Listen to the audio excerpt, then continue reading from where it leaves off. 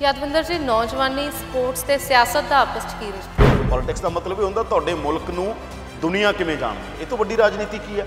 Sports ਦੇ ਜ਼ਰੀਏ ਜਾਣ ਸਕਦੀ ਹੈ ਅਗਰ ਤੁਹਾਡੇ ਸਪੋਰਟਸਮੈਨਾਂ ਦੇ ਅੰਦਰ ਉਹ ਜਿਹੜੀ ਚੜ੍ਹਾਈ ਹੈ ਅਗਰ ਉਹ ਹੋਵੇ। ਜ਼ਰੂਰੀ ਹੈ ਉਹਨਾਂ ਸਪੋਰਟਸਮੈਨਾਂ ਨੂੰ ਅੱਗੇ ਲਿਜਾਇਆ ਜਾਵੇ। ਉਹ ਸਪੋਰਟਸਮੈਨ ਜਦੋਂ ਅੱਗੇ ਜਾਣਗੇ ਤਾਂ ਦੇਸ਼ ਅੱਗੇ ਜਾਏਗਾ। ਪਰ ਸਾਡੀ ਰਾਜਨੀਤੀ ਦਾ ਰਿਸ਼ਤਾ ਸਾਡੇ ਸਮਾਜ ਨਾਲ, ਸਾਡੀਆਂ ਖੇਡਾਂ ਨਾਲ, ਸਾਡੇ ਕਿਸੇ ਵੀ ਖਿੱਤੇ ਨਾਲ ਉਸ ਤਰ੍ਹਾਂ ਦਾ ਨਹੀਂ ਰਿਹਾ।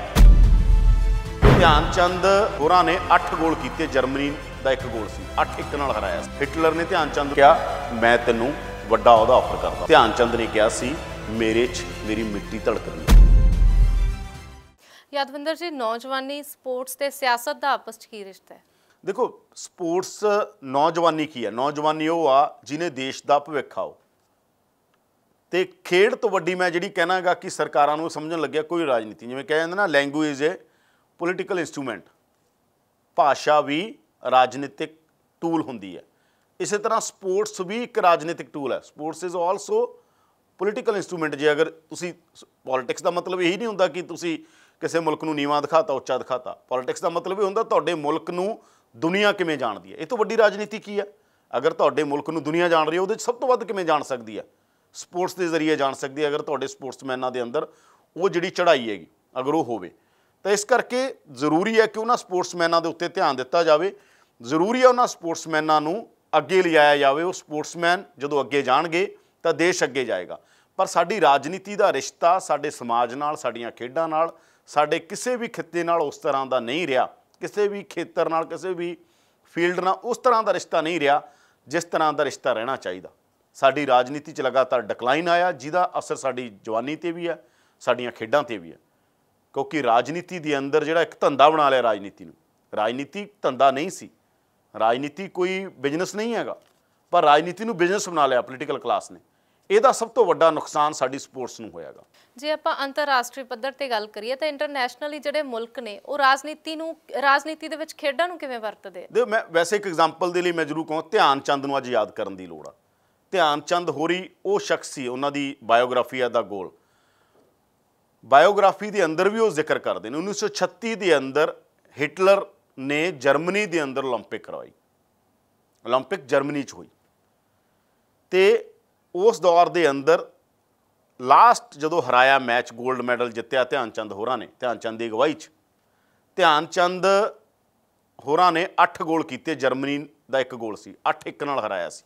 ਉਦੋਂ ਪਹਿਲਾਂ ਅਮਰੀਕਾ ਬਾਕੀ 0 ਨਾਲ ਹਰਾਏ ਸੀ ਸਾਰੇ। ਔਰ ਜਿੱਦਣ ਇਹ ਮੈਚ ਹੋਇਆ ਦੂਜੇ ਦਿਨ ਹਿਟਲਰ ਨੇ ਕਿਹਾ ਸੈਰਾਮਨੀ ਰੱਖੋ, ਜਦੋਂ ਉਹਨਾਂ ਨੂੰ ਨਵਾਜਣਾ ਸੀ। ਧਿਆਨ ਚੰਦ ਦੇ ਸਾਹਮਣੇ ਹਿਟਲਰ ਖੜਾ ਸੀ।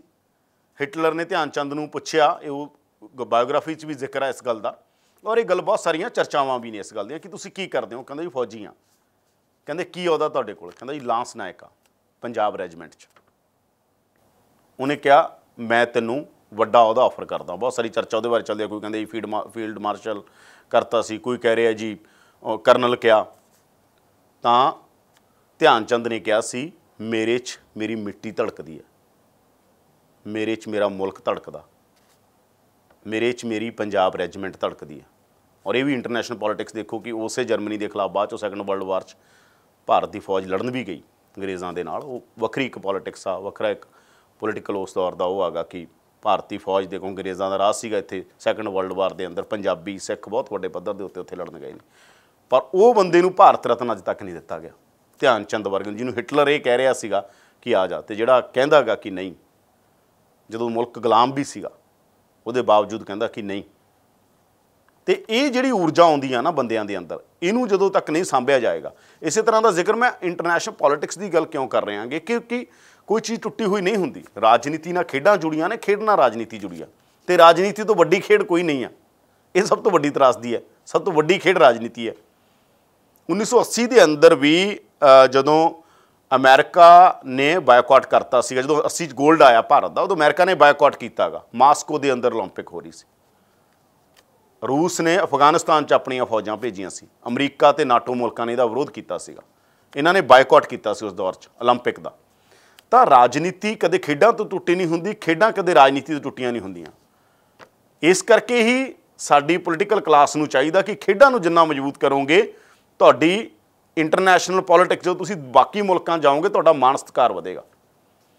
ਜਦੋਂ ਸਾਡੇ ਖਿਡਾਰੀਆਂ ਦੇ ਮੈਡਲ ਹੀ ਮੈਡਲ ਆ ਰਹੇ ਹੋਣਗੇ, ਅਸੀਂ ਦੁਨੀਆ ਦਾ ਜਿਹੜਾ ਮਰਜ਼ੀ ਮੁਲਕ ਘੁੰਮਾਂਗੇ ਉਹ ਕਹੋਗੇ ਭਾਰਤ ਤੋਂ ਆਏ ਹੋਗੇ।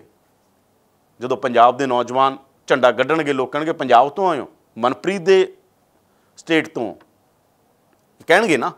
ਇਸੇ ਤਰ੍ਹਾਂ ਯਾਦ ਕੀਤਾ ਜਾਂਦਾ ਲੋਕਾਂ ਨੂੰ ਹਮੇਸ਼ਾ। ਤੁਸੀਂ ਜਦੋਂ ਦੁਨੀਆ 'ਚ ਘੁੰਮਦੇ ਹੋਗੇ ਉੱਥੇ ਤੁਹਾਨੂੰ ਯਾਦ ਐਂ ਥੋੜ੍ਹੀ ਕੀਤਾ ਜਾਂਦਾ, ਉੱਥੇ ਤੁਹਾਨੂੰ ਉਹਨਾਂ ਨਾਵਾਂ ਦੇ ਨਾਲ ਯਾਦ ਕੀਤਾ ਜਾਂਦਾ। ਜਦੋਂ ਤੁਹਾਨੂੰ ਕੋਈ ਏਅਰਪੋਰਟ 'ਤੇ ਮਿਲਦਾ ਤੁਸੀਂ ਕਨਵਰਸੇਸ਼ਨ ਕਰਦੇ ਹੋ, ਅੱਛਾ ਇੰਡੀਆ, ਇੰਡੀਆ ਦਾ ਮਤਲਬ ਆਹ, ਪੰਜਾਬ, ਪੰਜਾਬ ਦਾ ਮਤਲਬ ਇਹ, ਤਾਂ ਤੁਸੀਂ ਉਦੋਂ ਬ੍ਰਾਂਡ ਹੁੰਦੇ ਹੋ। ਇਹ ਗੱਲਾਂ ਨੂੰ ਸਮਝਣ ਦੀ ਲੋੜ ਆ ਕਿ ਰਾਜਨੀਤਿਕ ਤੌਰ ਦੇ ਉੱਤੇ ਮੈਨੂੰ ਲੱਗਦਾ ਕਿ ਇਹ ਵੀ ਇੱਕ ਬਹੁਤ ਵੱਡੀ ਘਾਟ ਰਹੀ ਹੈ ਕਿ ਧਿਆਨ ਚੰਦ ਵਰਗੇ ਲੋਕਾਂ ਨੂੰ ਭਾਰਤ ਰਤਨ ਨਾ ਮਿਲਣਾ। ਔਰ ਇਹ ਜਜ਼ਬਾ ਹੁੰਦਾ ਇੱਕ, ਧਿਆਨ ਚੰਦ ਨੂੰ ਭਾਰਤ ਰਤਨ ਮਿਲਣ ਦਾ ਮਤਲਬ ਹਾਕੀ ਨੂੰ ਭਾਰਤ ਰਤਨ ਮਿਲਣਾ ਗਾ। ਅਤੇ ਸਾਡੀਆਂ ਸਰਕਾਰਾਂ ਸੁੱਤੀਆਂ ਪਈਆਂ ਰਹੀਆਂ ਨੇ ਜਿੰਨੀਆਂ ਵੀ ਆਈਆਂ ਨੇ। ਇਸ ਕਰਕੇ ਜ਼ਰੂਰੀ ਹੈਗਾ ਕਿ ਅਗਰ ਸਪੋਰਟਸ ਨੂੰ ਅੱਗੇ ਲੈ ਕੇ ਜਾਣਾ ਗਾ ਤਾਂ ਬਹੁਤ ਕੁਝ ਅਜਿਹਾ ਕਰਨਾ ਪਏਗਾ। ਐਕਸਪੋਜ਼ਰ ਦੀ ਗੱਲ ਹੁੰਦੀ ਹੈ, ਜਿਵੇਂ ਇਸ ਵਾਰ ਮਹਿਲਾ ਟੀਮ ਨੇ ਕਿਉਂ ਵਧੀਆ ਪਰਫਾਰਮ ਕੀਤਾ। 1980 ਤੋਂ ਬਾਅਦ ਹੀ ਇਹ ਮੈਂ ਜ਼ਿਕਰ ਕਰ ਰਿਹਾ। ਉਸੇ ਮਾਸਕੋ ਓਲੰਪਿਕ 'ਚ ਸੈਮੀਫਾਈਨਲ 'ਚ ਗਈ ਸੀ, ਸੋਵੀਅਤ ਯੂਨੀਅਨ ਹੁੰਦੀ ਸੀ ਉਸ ਦੌਰ ਦੇ ਅੰਦਰ। ਉਸੇ ਮਹਿਲਾ ਟੀਮ ਨੇ ਇਸ ਵਾਰ ਟੂਰ ਕੀਤੇ, ਜਰਮਨੀ ਦਾ ਕੀਤਾ, ਅਰਜਨਟੀਨਾ, ਯੂਰਪ ਦਾ ਟੂਰ ਕੀਤਾ ਉਹਨਾਂ ਨੇ 2018 'ਚ। ਬਹੁਤ ਸਾਰੇ ਮੁਲਕਾਂ 'ਚ ਲਗਾਤਾਰ ਕੰਪੀਟੀਸ਼ਨ ਸੀਗੇ ਅਤੇ ਉਹਦਾ ਨਤੀਜਾ ਅਸੀਂ ਦੇਖ ਰਹੇ ਹਾਂਗੇ ਓਲੰਪਿਕ ਦੇ ਅੰਦਰ। ਇਸ ਕਰਕੇ ਜ਼ਰੂਰੀ ਇਹ ਹੈਗਾ ਕਿ ਇੱਕ ਪਾਲਿਸੀ, ਇੱਕ ਨੀਤੀ, ਖੇਡ ਨੀਤੀ ਹੀ ਮੈਂ ਕਹਿਣਾਗਾ ਕਿ ਜਦੋਂ ਇੰਟਰਨੈਸ਼ਨਲ ਡਿਪਲੋਮੈਸੀ ਕਰਦੇ ਹੋ ਨਾ, ਇੰਟਰਨੈਸ਼ਨਲ ਰਿਲੇਸ਼ਨ ਅਤੇ ਇੰਟਰਨੈਸ਼ਨਲ ਡਿਪਲੋਮੈਸੀ ਆਮ ਤੌਰ 'ਤੇ ਕਿਹਾ ਜਾਂਦਾ, ਕੂਟਨੀਤੀ ਜਦੋਂ ਤੁਸੀਂ ਕਰਦੇ, ਇਦੋਂ ਵੱਡੀ ਕੋਈ ਨਹੀਂ। ਖੇਡ ਨੀਤੀ ਹੀ ਤੁਹਾਡੀ ਇੰਟਰਨੈਸ਼ਨਲ ਰਾਜਨੀਤੀ ਜਾਂ ਕਹਦੀਏ ਖੇਡ ਨੀਤੀ ਹੀ ਸਭ ਤੋਂ ਵੱਡੀ ਰਾਜਨੀਤੀ ਬਣ ਸਕਦੀ ਹੈ ਜੇ ਬਾਕੀ ਮੁਲਕਾਂ ਨੂੰ ਇੱਕ ਸੁਨੇਹਾ ਦੇਣਾ ਹੋਵੇ ਭਾਰਤ ਕੀ ਹੈ। ਪਰ ਉਹਦੇ ਲਈ ਤੁਹਾਡੇ ਕੋਲ ਵਿਜ਼ਨ ਚਾਹੀਦਾ, ਉਹਦੇ ਲਈ ਤੁਹਾਡੀ ਕਮਿਟਮੈਂਟ ਚਾਹੀਦੀ ਹੈ, ਉਹਦੇ ਲਈ ਤੁਹਾਡੇ 'ਚ ਇਮਾਨਦਾਰੀ ਚਾਹੀਦੀ ਹੈ ਵੀ ਸਾਡੇ ਮੁਲਕ ਲਈ ਅਸੀਂ ਕੀ ਕਰਨਾ। ਮੈਨੂੰ ਲੱਗਦਾ ਜਦੋਂ ਇਹ ਜਜ਼ਬਾ ਆਏਗਾ, ਜਜ਼ਬਾ ਖਿਡਾਰੀਆਂ 'ਚ ਤਾਂ ਬਹੁਤ ਆ, ਮੁਲਕ ਦੇ ਲੀਡਰਾਂ 'ਚ, ਮੁਲਕ ਦੇ ਅਫਸਰਾਂ 'ਚ ਆਉਣਾ ਚਾਹੀਦਾ ਗਾ ਕਿ ਸਾਡੇ ਸਪੋਰਟਸਮੈਨ ਸਾਡੀ ਬ੍ਰਾਂਡਿੰਗ ਦੁਨੀਆ ਭਰ 'ਚ ਕਿਵੇਂ ਕਰਦੇ ਨੇ। ਜਦੋਂ ਤੱਕ ਇਹ ਸਮਝ ਨਹੀਂ ਬਣੇਗੀ ਉਦੋਂ ਤੱਕ ਫਿਰ ਸਾਡਾ ਯੂਥ ਉਹੀ, ਉਹਦੀ એનર્ਜੀ ਵੀ ਚੈਨਲਾਈਜ਼ ਨਹੀਂ ਹੋਏਗੀ, ਉਹ ਨਸ਼ੇ 'ਚ ਵੀ ਜਾਏਗਾ, ਉਹ ਗੈਂਗਸਟਰ ਵੀ ਬਣੇਗਾ, ਗਲਤ ਪਾਸੇ ਜਾਏਗਾ। ਸਹੀ ਪਾਸਿਓਂ ਤਾਂ ਜਾਏਗਾ ਜੇ ਉਹਦੀ એનર્ਜੀ ਪ੍ਰੋਪਰ ਚੈਨਲਾਈਜ਼ ਹੋ ਰਹੀ ਹੋਏਗੀ। ਇਸ ਕਰਕੇ ਜ਼ਰੂਰੀ ਹੈ ਖਿਡਾਰੀਆਂ ਦਾ ਵੀ ਮਾਣ ਸਤਿਕਾਰ ਹੋਵੇ, ਪਰ ਨਾਲ ਦੀ ਨਾਲ ਜਿਹੜਾ ਬੁਨਿਆਦੀ ਢਾਂਚਾ ਗਾ ਉਹਨੂੰ ਸਭ ਤੋਂ ਜ਼ਿਆਦਾ ਮਜ਼ਬੂਤ ਕਰਨ ਦੀ ਲੋੜ ਆ। ਅੱਜ ਬੁਨਿਆਦੀ ਢਾਂਚਾ ਮਜ਼ਬੂਤ ਹੁੰਦਾ, ਅਗਲੀ ਓਲੰਪਿਕ ਦੇ ਅੰਦਰ ਅਸੀਂ ਹੋਰ ਮੈਡਲ ਲੈ ਕੇ ਆਵਾਂਗੇ, ਹੋਰ ਜ਼ਿਆਦਾ ਸ਼ਾਨਦਾਰ ਜਿੱਤਾਂ ਹੋਣਗੀਆਂ, ਹੋਰ ਜ਼ਿਆਦਾ ਖੁਸ਼ੀ ਹੋਏਗੀ।